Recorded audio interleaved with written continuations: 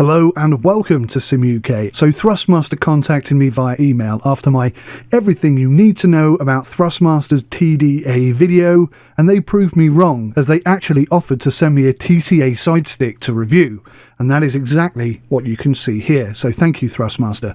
I really appreciate that. So I'm very late to this particular party about reviewing this device, so I thought I would reach out to you guys in the community and ask you what you wanted to know about the Sidestick.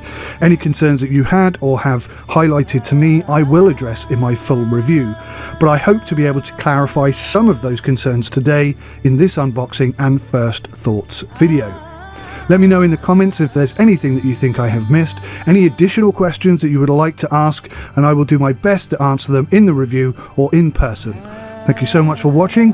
Don't forget to like, subscribe, and don't be scared to donate £1 a year to the channel to help us survive. Thank you so much. Take care. Enjoy my first thoughts.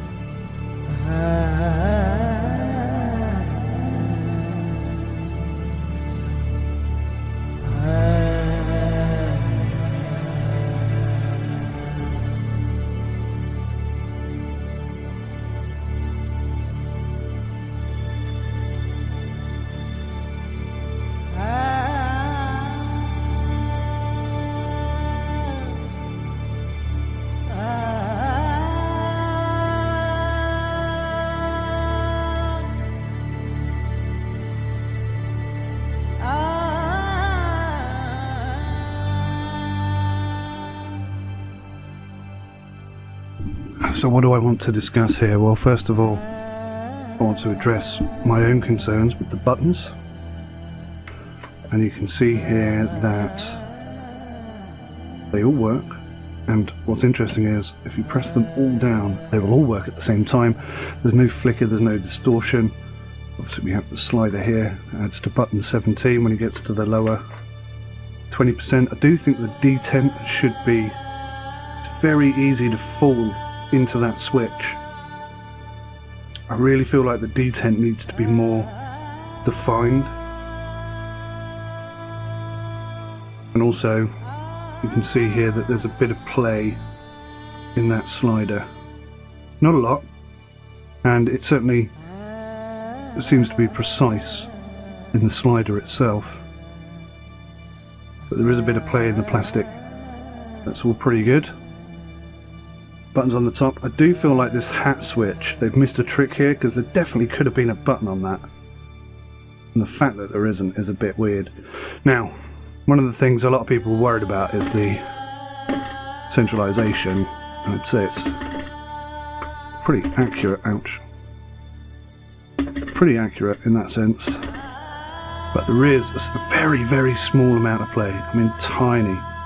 You can see how much I'm moving that before it moves. There you go. That's how much play there is. It's almost impossible. I think it's more like the plastic is flexing and the device has any play in it. This seems to be extremely precise.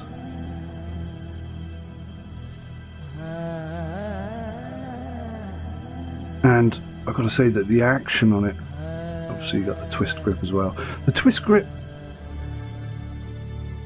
doesn't seem to have... It has a bit of play to the right, if you see that. But none, not really. Okay, there's a tiny bit of play in that. There's more play in the Z rotation, in the yaw, than there is in the joystick itself. The joystick is very, very precise and very smooth.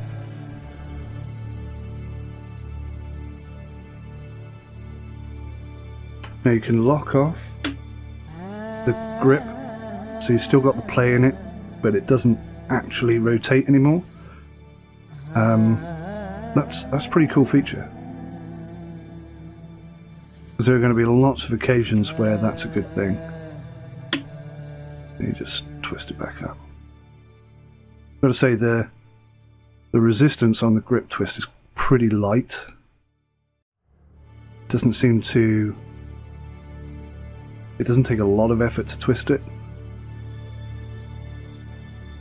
Probably about the same as the joystick itself. It certainly isn't hard to use. A child could use this with huge ease. And the buttons, now they have like a rubber-based compression at the bottom, but they actually seem really quite responsive. Trying to see if there's an area. If you press at the back here, there is an area where it won't press. If you just move ever so slightly forward, it will. Now the rest of them aren't built the same way, so any way you press on any of the other buttons, they will just fire. And I haven't been able to get it to double fire either, so the buttons seem really good.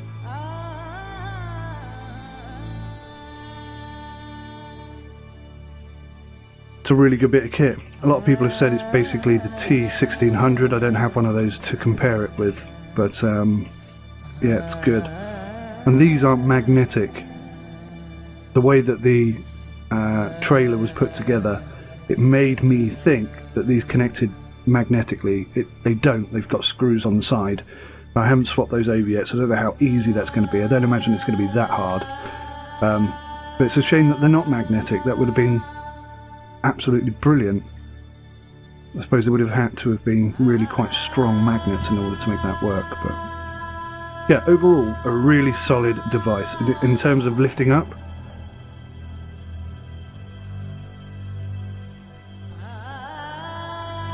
just before full extension.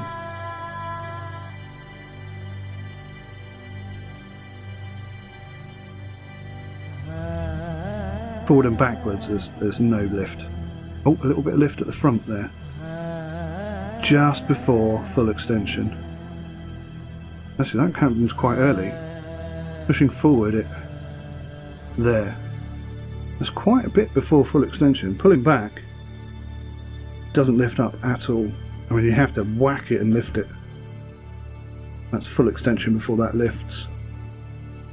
To the side, just before full extension. I'm lifting it now. Same with this side, I imagine. Happens a bit earlier that way. More pronounced to the left than the right. Pulling back, Doesn't lift at all until you get full extension. But when your hand's on it, obviously you've got that extra down weight of your hand as well, so it doesn't lift at all. Really good. Really solid device. Very impressive.